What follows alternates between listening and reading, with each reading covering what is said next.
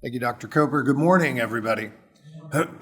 I think it was very appropriate that I followed Dr. Braga's presentation this morning, because listening to his remarks, some of those same points could be applied to this presentation as well. In fact, there are quite a few similarities, particularly in process integrity and the importance of focus, in fact, hyper-focus, that apply to crime gun intelligence centers in terms of addressing chronic gun violence.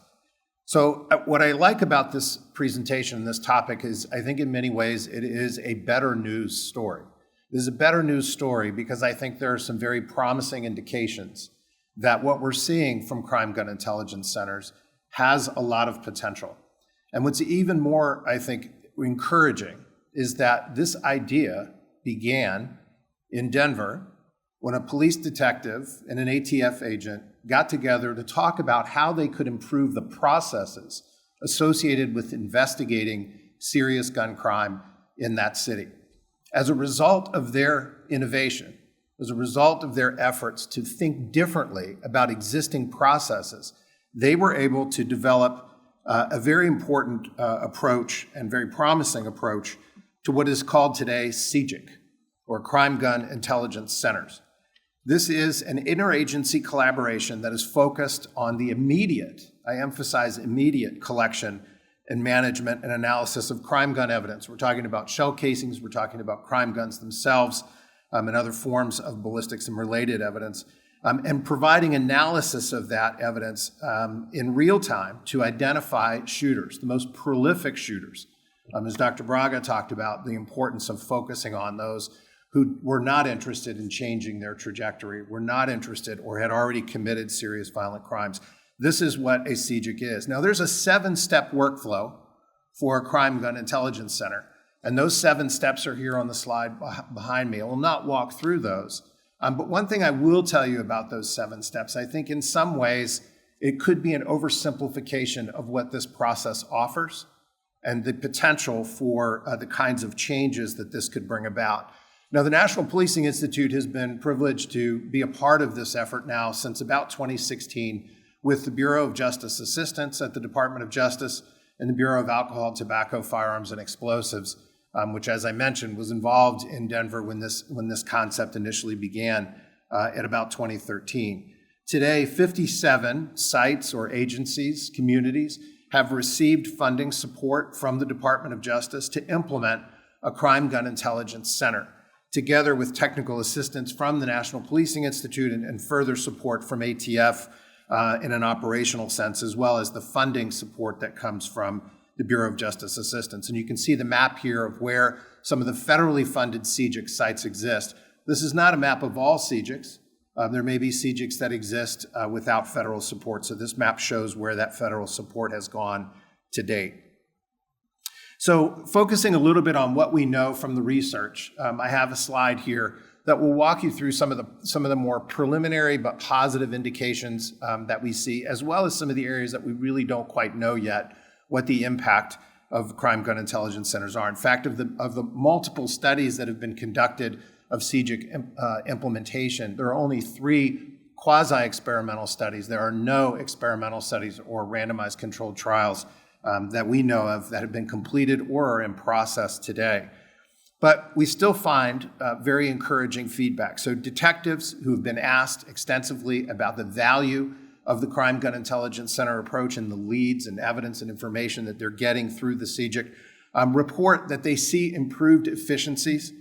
They see individual successes of the Crime Gun Intelligence Centers, though there are still a lot of questions that remain, particularly informed by the research around the real value of, for example, NIBIN leads, right, where ballistics matching is involved. There's still questions about how relevant that is to ultimately clearing cases, particularly when those leads are not received in a timely way or they're not accompanied by additional intelligence information, such as network analysis or other kinds of detailed information on the crime guns or suspects that potentially were involved.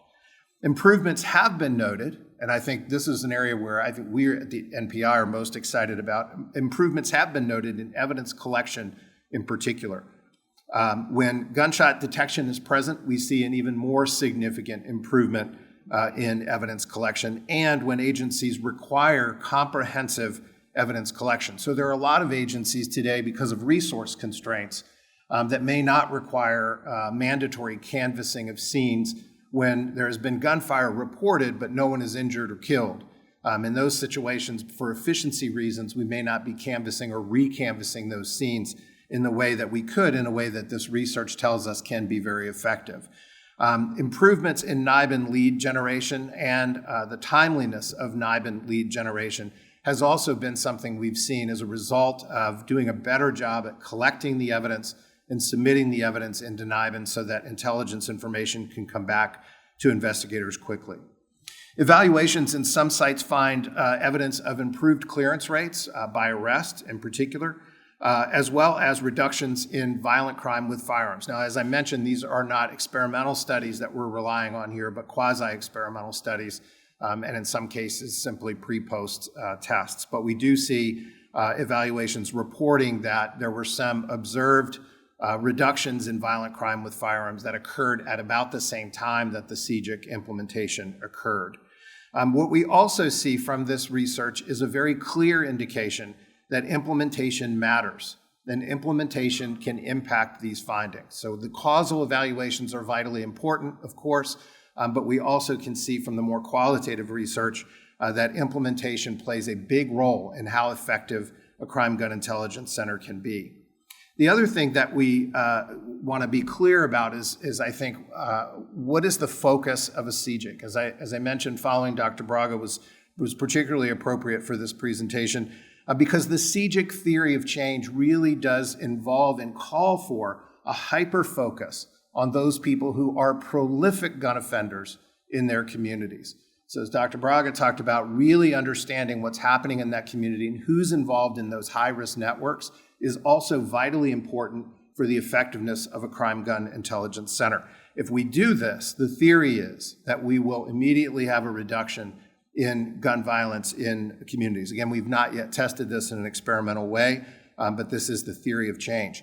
The other thing that I will point out to you that I think has been noticed in a number of evaluations is the benefits of a layered approach of intervention. So the Crime Gun Intelligence Center model is not meant to be a magic bullet or one-size-fits-all solution for addressing gun violence in communities. Instead, layering the Crime Gun Intelligence Center approach on top of something like a focused deterrence or hotspots policing is something that can have added benefits. And we've seen this in Denver and in other cities, where Detroit and amongst others, where this has been particularly effective, and they work well together. So what is next for crime gun intelligence centers? We believe, based on what we're seeing in this preliminary research, that it's essential to require comprehensive evidence collection at every single scene. Again, for many agencies, that's challenging because of resource limitations, but we're noticing some further innovations in agencies around how to do this recanvassing. For example, for a long time, agencies may have relied on investigators to go do that canvassing or recanvassing, or they may have relied on patrol resources, which are particularly stretched thin to do that. But the innovations that we're seeing involve using explosive detection canines from ATF to do that recanvassing, using specialized units to do recanvassing at certain scenes as ways of alleviating that pressure on patrol resources.